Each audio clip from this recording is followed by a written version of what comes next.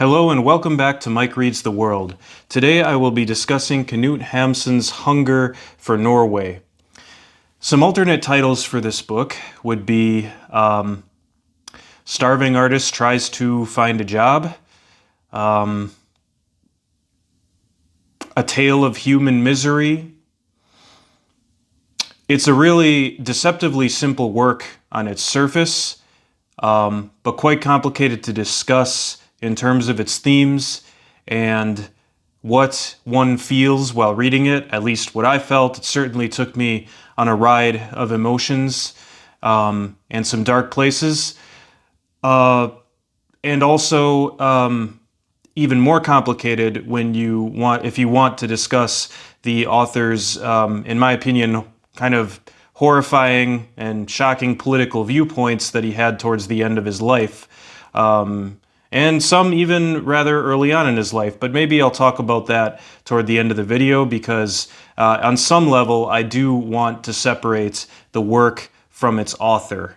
Although I am the type of person that I feel knowing something about the author and their life does give a work extra layers, and it is important to consider, but somebody can be a really terrible person in real life and produce a great work of literature. I do acknowledge that because it's what's in these pages. What's in these pages is, surprisingly relatable. I mean, there's comparisons in the introduction to this Penguin edition to, say, Kafka or Dostoevsky, both of which I've read for this project. I'll say Kafka's Metamorphosis. It's kind of somewhere in between Kafka's Metamorphosis and Dostoevsky's Crime and Punishment, and interestingly enough was written kind of in between those two works. However, I actually think that this book was not only more relatable and more I don't know if I want to say more interesting, because those are both really interesting works, but I felt this one more. I don't really know how else to say it. Just kind of intuitively got the character. I felt like it had this sort of surface level simplicity to it that I like. Didn't really have too many characters. It wasn't very long. Compared to Crime and Punishment. It's probably a bit longer than the Metamorphosis, but not as long as Crime and Punishment at all. So just using those as comparisons, it's like the book kind of does what both of those works do just as well and combines it into one book. So yeah, did I enjoy Hunger? I think Hunger was a really great work. And I don't know how much original I will have to say about it, but I certainly will talk about it. So we open up, for those of you who have not read it, I think this might be one of those videos that's divided into the non-spoiler and then the spoiler section. So for those who haven't read it, yeah, it's essentially about a starving artist, a journalist, a guy who's basically just trying to write and sell whatever writing he can come up with to a local paper. And as the title implies, he is practically dying of hunger, even right as this book begins. And he's been malnourished for a very long period of time, so that even the times that he's able to get food, he can't even hold it down. He's throwing it up. And this is only one level of the misery that this character is going through, because he is pushed not only to the edge of hunger, but also he's clearly, it's a first-person narration. He's clearly on the edge of sanity as well, and it's kind of difficult to know where does the problem begin with insanity, or does it begin with his malnourishment? It's very hard to separate that. We only get very brief and fleeting glimpses into this character's backstory, what happened before they were going through this really hard time. And I'll use the term, being an unreliable narrator, it's quite difficult to even know if these fleeting mentions of his past are in fact trustworthy. And sometimes it's other other people he meets, we don't even really know if they're trustworthy either. So he kind of spends, I mean, most of the book is him just kind of going around the city of, what is it? Starts with a K, Christiana? Yeah, Christiania, I think it is. And he is kind of meeting different denizens, trying to find inspiration to write. He'll sit down and work on a philosophical article, or at one point he's doing a play or a short story, but he really writes based off of inspiration. He's not the kind of writer that's like, okay, I'm grinding it out 20 minutes a day. He's not a he's not a disciplined writer by any means, but and even his ability is quite questionable throughout the book. We're not really sure is he getting paid sometimes out of sympathy or not. So I guess maybe I'm getting a little too spoilery here. So just keeping it in the basics, this is the entire book. Him suffering on the edge of hunger and madness and trying to peddle off his writing to the newspapers, and also he also does try to find a regular job. That at the beginning of the book, he talks about how he's sent applications everywhere over the summer. And again, how much can we really believe that he's actually tried to do this? We don't know. But again, there's really a lot of questions you can ask about this character, and it's just too much to get into. So. But thematically, he does meet a woman at one point in the story, and there's a quasi-romantic part. Again, I don't know if this is too spoily. Hunger, this is the kind of book I feel like if you see it at a bookstore or something, and you pick it up and you just heard what I'm talking about, I thought it was amazing. I think it's a must-read. So it's up to you if you haven't read it and want to read it. So I'm going to continue on a little bit and maybe give some spoilers, probably not too much, like an impactful read, but I just don't know how much I'm going to have to say about it. That's kind of sometimes I don't know until I just really get going in these videos. So, yeah, Knut Hamsun, I guess Knut Hamsun, I think it's pronounced.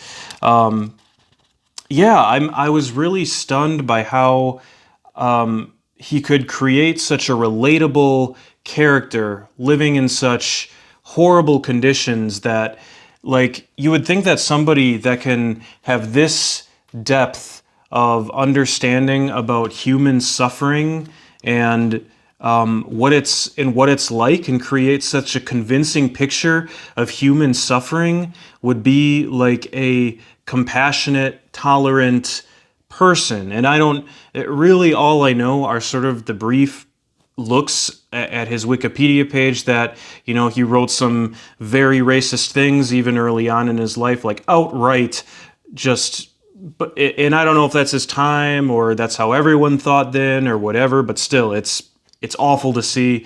And also later in his life, of course, it's questionable whether he was completely sane or not, but definitely was a Nazi apologist and even wrote a eulogy in support of Hitler. So this all comes from the Wikipedia. I didn't do a deep dive into his life, but it's clear that he had some very controversial aspects to him, to say the least. That's putting it lightly.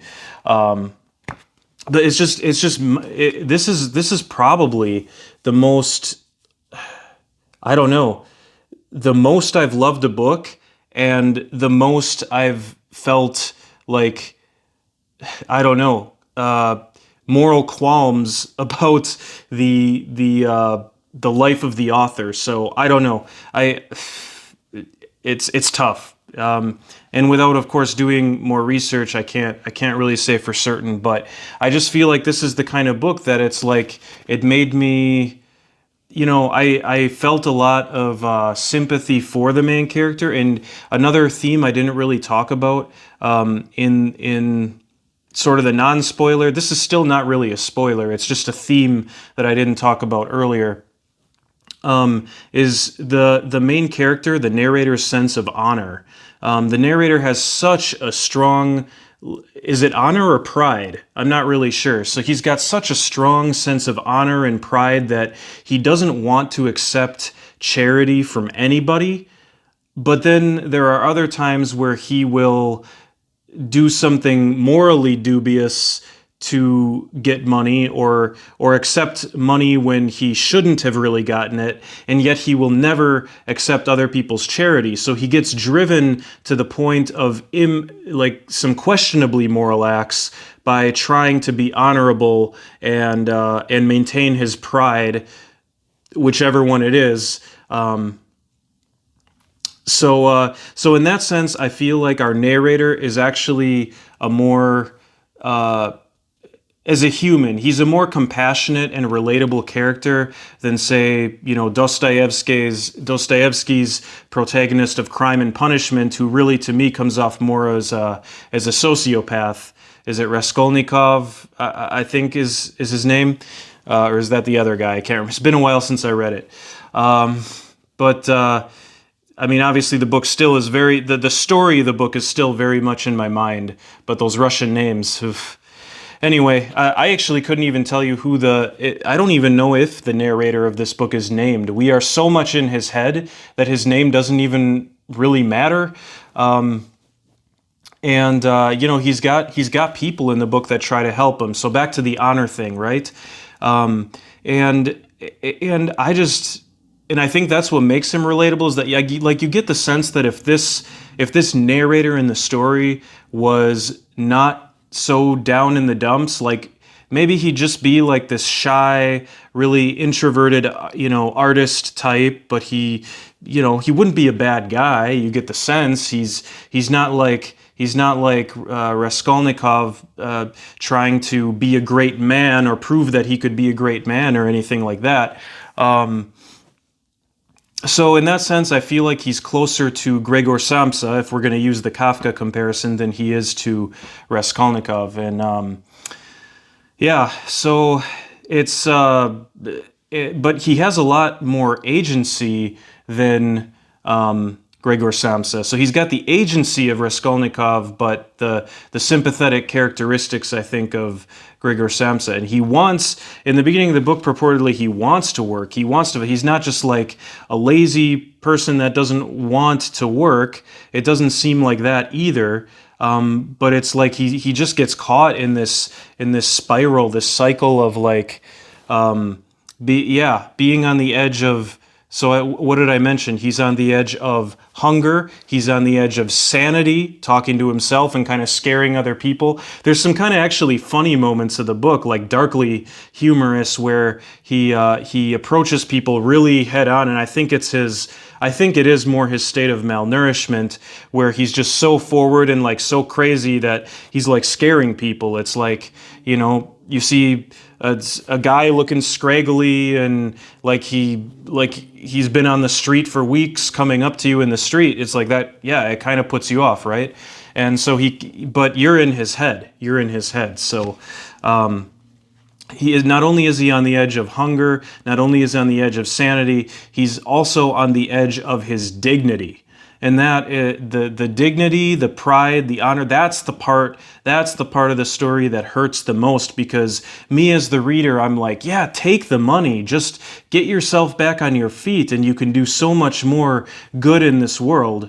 But at the same time, like, I can kind of understand, because it's like you can't even and I try to put myself in the narrator's situation. It's like you can't even understand, how did I get in this situation to begin with, and you can't even believe it's happening to you to begin with. So I mean, what is this book? Is it a warning to somebody to say like, oh, I never want to be in this situation, so I really better appreciate the good things I have and do everything I can to maintain it and work hard and stuff and be a good worker? Or is it, you know what, this could happen to any of us, and so we need a society that takes care of these people?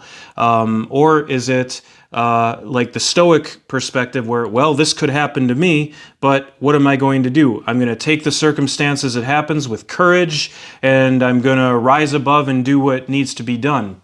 The ending of the book, by the way, I won't spoil it actually, but I will say I thought it was perfect. I loved the ending. I absolutely loved the ending, and it wasn't like mind blowing or anything, but I thought it highlighted. Well, maybe this is a little bit spoily, but it's kind of like the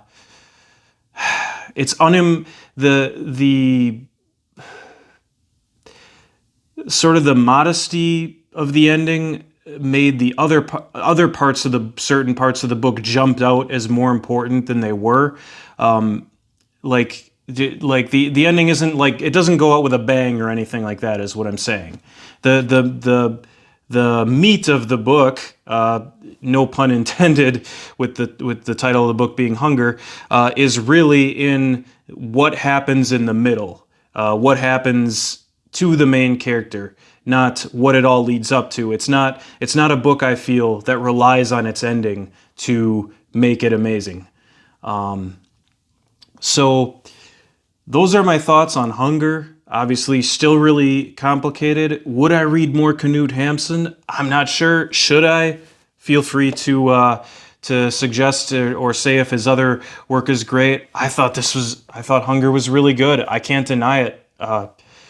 Just an amazing work of literature and unique for its time. Probably, I don't know if we want to say ahead of its time. I feel like 9 or 10 years earlier, Machado de Assis in Brazil published the posthumous memoirs of Brás Cubas that, from a more upper class perspective, I feel like did a lot of very similar things as this, or had sort of a similar approach in style in some ways. But they're very different books. They're very different works, but it's kind of interesting to see in two very different parts of the world, almost around the same time, you had these guys that did something a little bit different with literature, but neither of them are often recognized for being as influential as they are. That is Machado de Assis and Knut Hamsun, overshadowed in favor of other authors. So yeah, that is my review thoughts on Knut Hamsun's Hunger. Probably a lot more. I probably have a lot more to say, but I just finished reading it, and those are kind of my first impressions and the philosophical stuff that it left me with. It's in 4 parts. I really liked that too. There's kind of like 4 chapters or parts to the book, which are almost exactly even in length. I thought that made for a nice 4-session read. I actually read the book in exactly 4 sessions, part 1, part 2, part 3, part 4, over the last few days. So I just really liked how the book was divided up that way. I wanted to say that too. Yeah, it's a little bit of like dark humor, mostly just an experience of human misery, of trying to survive poverty, like just the raw, awful experience of poverty and trying to crawl out of it. But it's not preachy. It doesn't tell you what to think at all. And the ending makes it even more open-ended, in my opinion, as to what Knut Hamsun is really trying to say with the book. It's really just an experience. It's an experience of a man hard on his luck, starving artist hard on his luck, trying to survive in the streets of a city. So have a good night, and we'll see you next time on Mike Reads the World.